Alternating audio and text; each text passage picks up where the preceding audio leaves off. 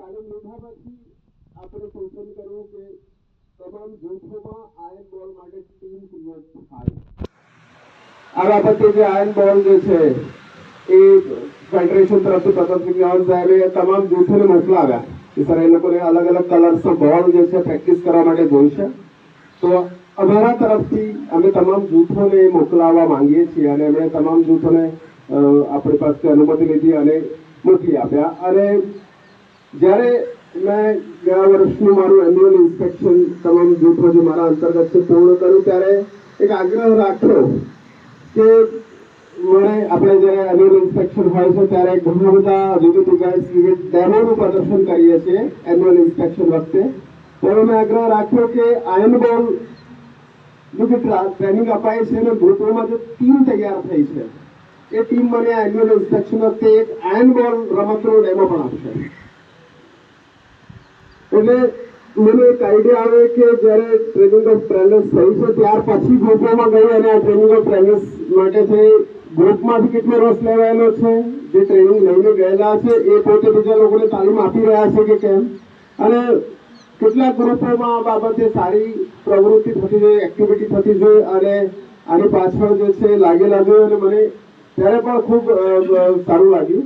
અને આજે જ્યારે આપણે ફર્સ્ટ ટાઈમ જે છે આયન બોલ માટે અને ટુર્નામેન્ટ કરવા જઈ રહ્યા છે આર્મ્ડ યુનિટના નેજા હેઠળ, ત્યારે ફર્ધર આ ગેમ જે છે એ આપણા ફિટનેસ સ્તર, આપણી ઓવરઓલ હેલ્થમાં એક પોઝિટિવ ઇમ્પેક્ટ કરે એવી હું આશા રાખું છું.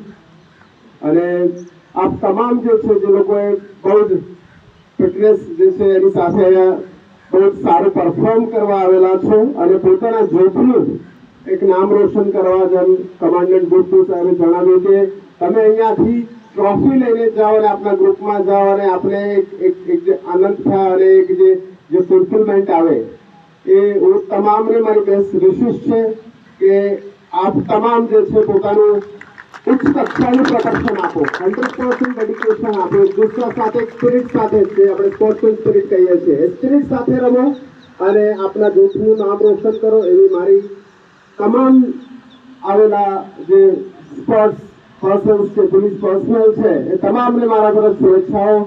ફરી એકવાર ફૂટબોલ માટે પણ સારી ટીમો આવી છે, આયન બોલ માટે પણ સારી ટીમો આવેલી છે. અને માત્ર જો હું આપણે એકના વાત કરું અને મારી વાત પૂર્ણ કરીશ કે આ ખાલી આજના દિવસ કે આ ટુર્નામેન્ટ પૂરતું નથી. આની અંદરથી જે સારામાં સારું પરફોર્મ કરશે એનું પરફોર્મન્સનું ઇવેલ્યુએશનની એક પદ્ધતિ તૈયાર કરેલી છે. એટલે આના પછી ફર્ધર આગલા લેવલે, કારણ કે આપણે ડીજી કપ પણ આવે છે, ખેલ મહાકુંભ પણ આવે છે અને all India police sports control board તરફથી નેશનલ લેવલે અલગ અલગ પોલીસ ફોર્સિસ વચ્ચે પણ નેશનલ લેવલે ટુર્નામેન્ટ થાય છે. આપણું પરફોર્મન્સ એ સ્તર માટે પણ ઇવેલ્યુએટ કરવામાં આવશે. એટલે મારી ઈચ્છા છે કે આપ સારામાં સારું પરફોર્મન્સ આપો.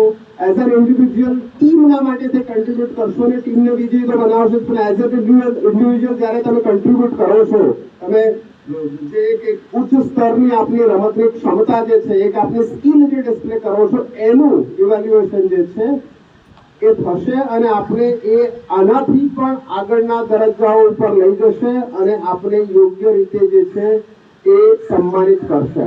એટલે ફરી એકવાર આ વાત સાથે હું અહીંયા અટકું છું. આપણે તમામને સારામાં સારા પરફોર્મન્સ માટે મારી બેસ્ટ વિશેષ છે. ગ્રુપ 2 ને આટલું સરસ આયોજનની જે શરૂઆત થઈ છે એના માટે પણ હું વિશેષ આપું છું. જય હિન્દ, જય ભારત. Thank you. આપણા આજના મુખ્ય મહેમાન શ્રી અને દીર્ઘ